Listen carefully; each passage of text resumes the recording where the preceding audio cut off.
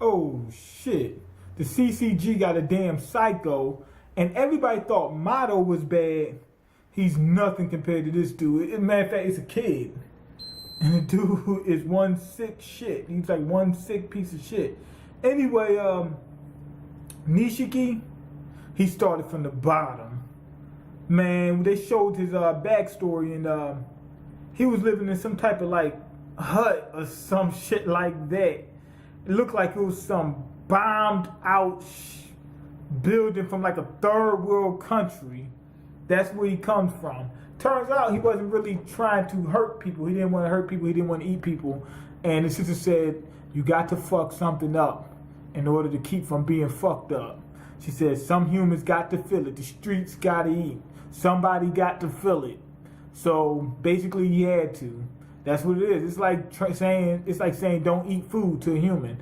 Got to eat something. You know, and that's what they were saying about humans being lucky, you know, compared to ghouls. Because they said with humans, you can choose to be a vegetarian, you know, or whatever. You got options. You can just live out life as long as the ghoul doesn't fuck with you. You can just live out your normal life. Ghouls got to go on the hunt and hope that the CCG don't fuck them up. But at the same time, like I said, they got powers. You know, they do get to enjoy food because they like the fucking humans and shit like that. But they fucking something up. Hey, you got to take what go along with it. I would probably want to be a human if that's the case, because I don't want to run from the CCG all the fucking time. Anyway, Toka fucked up Tsukiyama's appetite because she took a bite of Kaneki, went super fucking strong, damn near murdered his ass. He got out of there. She went to go kill that girl, right? But turns out she kind of went lesbian mode or some shit like that. The girl said, damn, she looks beautiful or something like that. I'm guessing she was talking about her Kagani. And what you call him, Toka, she turned around and left. She's like, damn, a woman thinks I look good. She went lesbian mode, basically. Anyway, we get Riza's backstory. This girl, Riza, she was a piece of fucking shit. She was torturing people. She said she didn't give a fuck. She said, I don't care what happens to humans because humans ain't nothing but food. That's what she said. She said, I'm a lion. Basically, she's the dude from, what's the movie called? Chronicles. Or, Chronicle. Not one of this. Chronicle. The dude that kept saying, I'm an apex predator. I'm an apex predator. If I'm the top dog, I don't give a fuck about the people lower than me. That's what she was sitting there breaking somebody's fingers and shit like that, just carving people up. The ghouls had a little structure, that way they won't get figured out by the CCG and they can keep things moving along. And she was just breaking all the rules. They said that you had to take a month off of eating and stuff like that. You had to fast. That way, you know, you deplete the human population is one of the things, but also you won't bring as much attention to yourselves and whatnot. And she just fucked up all those rules. So they just said fuck, and they tried to take her out, and she killed all of them and was laughing about it. She says now it's time to go to the 20th war and turn that shit upside down.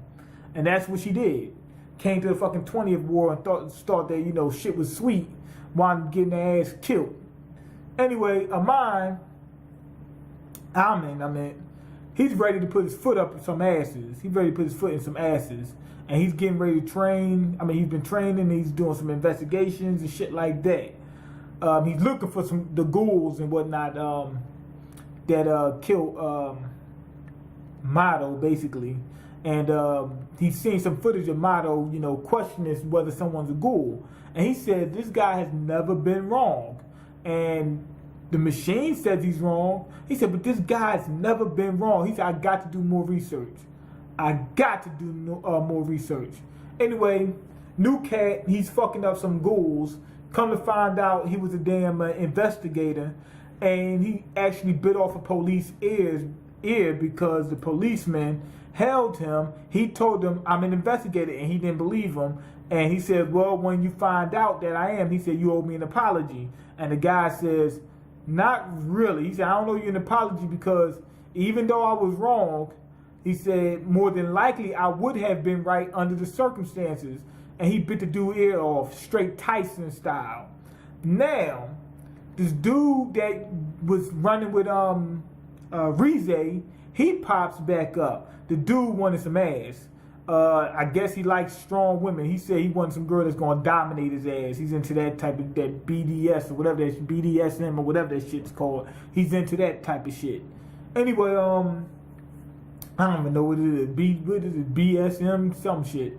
Anyway, he's into that shit. He comes back looking for it. Went to the 20th ward, found Kaneki and whatnot. Finds out Kaneki, damn, you smell familiar. He said, what's that cologne you got on? He says, it's Rize. And he says, oh, you fucking my girl. And then he said, I'm gonna have to fuck you up. And he goes for him, grabs him by the throat and shit like that. Kaneki was like, boy, this guy is fucking soft. And he drops him and dude goes unconscious. Now, that's pretty much it. What's the dude's name? I think his name Banjo Kazooie, right? He's back or whatever. Now they already setting up for a war. Cause the dude that works at the coffee shop, he said if a war starts brewing, he said I'ma have to go back to my old identity.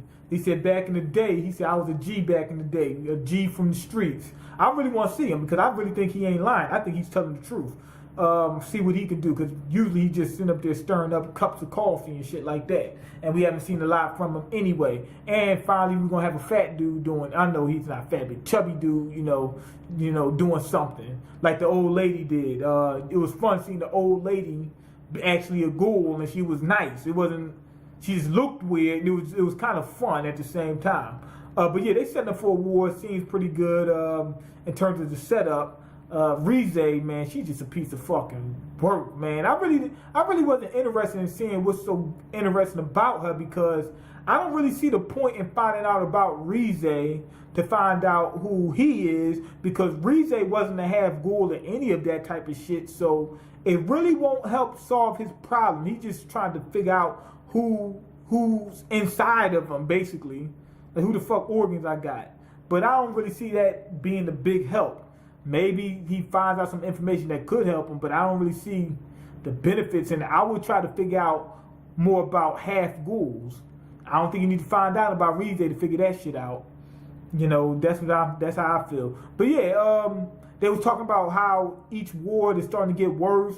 The ghouls are coming together to fuck shit up. They took out all the doves in the 11th ward, and the shit is going crazy. So obviously, I'm anticipating the next few chapters to see how, where things go and how it plays out. But anyway, I'm going to say that I'm going to give this a 4 out of 5. Anyway, go ahead and leave your comments, like the video, and subscribe, because I can't eat. I'm broke, nigga. I'm broken. You got the power to change that. Peace.